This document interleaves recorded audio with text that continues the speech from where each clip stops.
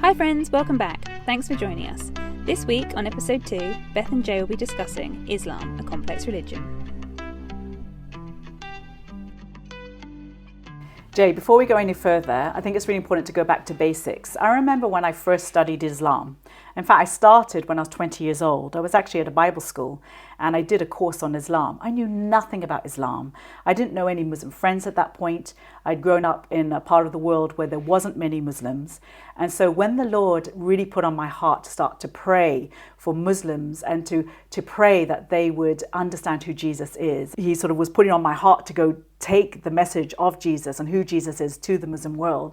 Of course, I began to study this religion and it was just so foreign to me. There were so many ideas and concepts and words, especially Arabic terms, and I didn't know any Arabic at that time. And it was quite confusing. And then as I began to study it, began to realize there seems to be different genres of literature that different Muslims go to understand their religion. It's a vast, complex religion. And I also became struck when I began to talk with, I made Muslim friends and began to talk with them about faith issues. When they talked about their own faith, they would make a comment or a statement. And as I was reading the Quran, I wasn't finding it in the Quran.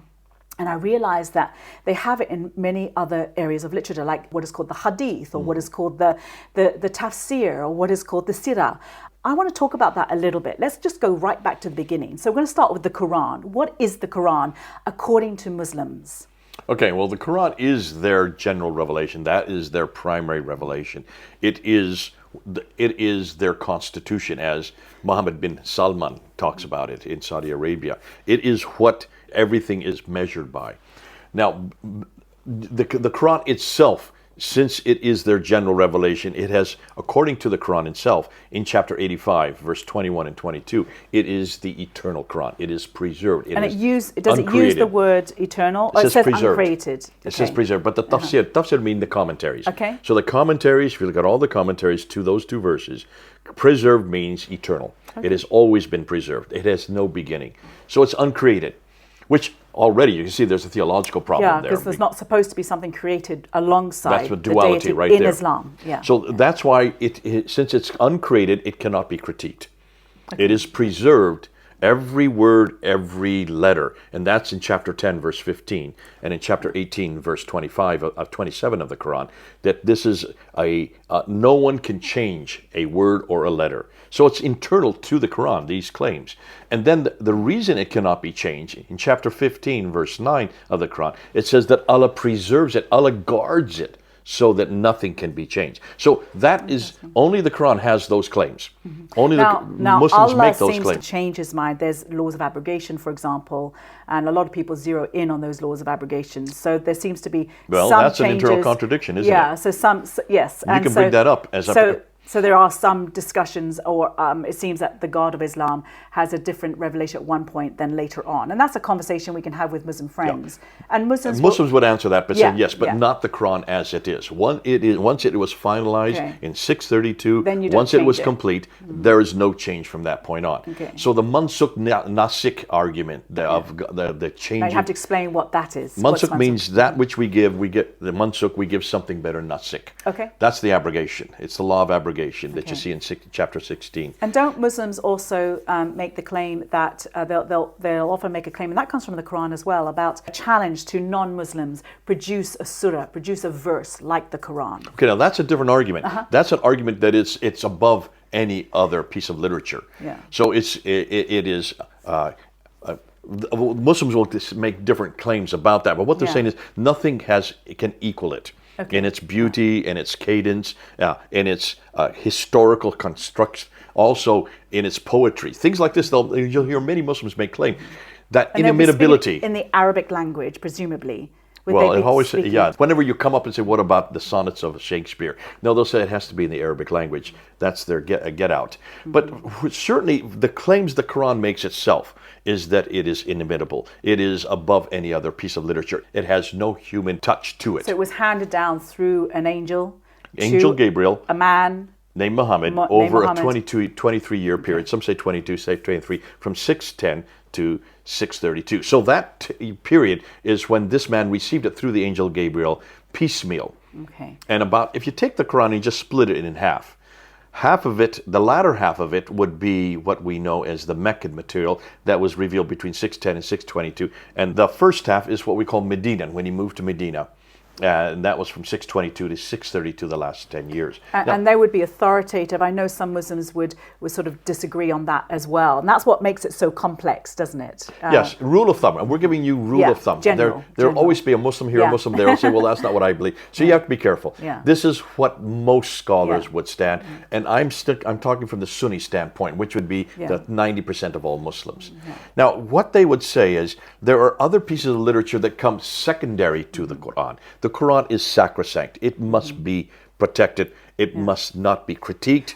That's why Muslims do not critique it. They do not open it and ask questions of it. Dr. Yasser Qadi, in a famous interview that he did in 2020, who is he is probably the world's leading authority in the United States, probably in the English language, on the Quran, and certainly on the readings of the Quran. And he made this famous claim that he says, we have a respect for the Quran, and we put a red line here, and there are certain questions we don't ask of the Quran. Interesting. Now that's an easy out. Can you imagine us having red lines on the Bible? We have no red lines. You can ask any question you want. That's the beauty of the Bible. So the Quran is inimitable. It is above. It is a standard by itself. It is according unique. to the Islamic According view. to the Islamic scholars. Now, because of that, we have what we call Quran-only people. And they are the people that have retreated to the Quran because it's the only thing that can be defended. In fact, I have found it very helpful in my studies, especially when I was looking at men and women in Islam or families and certain core beliefs of Islam, to just go back to the Quran.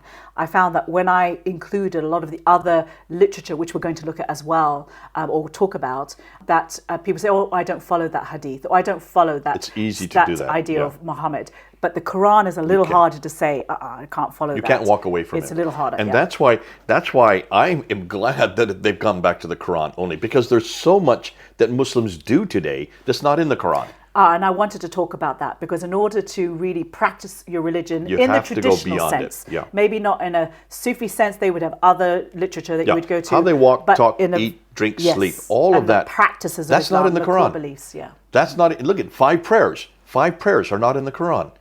The whole thing with the Hajj is not in the Quran. And the way to do it. So the 5 pillars are not in the Quran, really. Yeah. Even the Shahada, which is the statement of faith, La ilaha illallah, Muhammadur Rasulullah, that is not in the Quran. So if you're going to practice a Muslim and do the 5 pillars, which every Muslim has to do, you have to go to some other literature, which is not there. So my Muslim friends, what they would do is they would point to different texts and different verses within the Quran and put them together and be able to where are the 5 prayers? To draw out certain things like the Shahada, for example. So even the Shahada is not in that form. And that's why... Isn't it right that Muslims wouldn't generally use the term pillars? That tends to be something that we use a lot in the West. I mean, that is very much a part of Islam. But wouldn't they say my deen? They would talk about my deen. Deen and iman, those are the 2 areas. So one is the practice, or what is the deen, and the others are the knowledge or the understandings, is what they call it, the iman. Now, there are 6 imans and 5 deens, but all of those are dependent on material outside of the Quran. And that is known as the hadith. The hadith are what Muhammad said. So you have to, in order how to walk, talk, eat, drink, sleep, you have to follow what Muhammad did. Well, stop and think. Don't we say the same thing about Jesus Christ? In order to be a good Christian, we need to know what Jesus did. So in some ways there are similarities, not the same, but similarities between what Muslims do and what we do. Very different to Muhammad. Jesus, of course, did a whole lot of work before he created us and before he was born. And that's a topic for another day. But we have Jesus' work right through the scriptures. In the Quran, you have a book that was given to a man called Muhammad, apparently. And then in order for a Muslim to practice their faith, they have to go outside of this Quran to really know how to implement, say, the deen, their practice, and their actual core beliefs. And they go to the hadith, and which are the things that he said. Now, the hadith are enormous, and there are 6 major compilations. And the most famous and the most important is Al-Bukhari. Sahih, they call it Sahih Bukhari, and the word Sahih means perfect. And that is what every Muslim needs to read in order how to walk, talk, eat, drink, and sleep. Sahih Muslim is the second most important. And we're going to talk about that. In fact, we're actually dating the Sahih Bukhari and dating Sahih Muslim. You're going to be surprised. Yeah, This is something you've not heard yet. You've not heard this yet. I've heard rumors, so I'm really interested to ask you more about it. And then there are 4 others that I won't get into because they're not as important as those 2. Those are the 2 most important. But there's also the life of the Prophet, what he did, not necessarily what he said, and that's called the sirah, the biography. And that predates the hadith, at least according to what the scholars say. So we're going to unpack that also, because you've never heard what we've now found about the sirah. Because in order to know what Muhammad did, you have to read his story. And to know what Jesus did, we have to know his story as well. And we have to know what he said. And so that's why we go to what Jesus said and did. They go to what Muhammad said and did. So in that way, we're similar.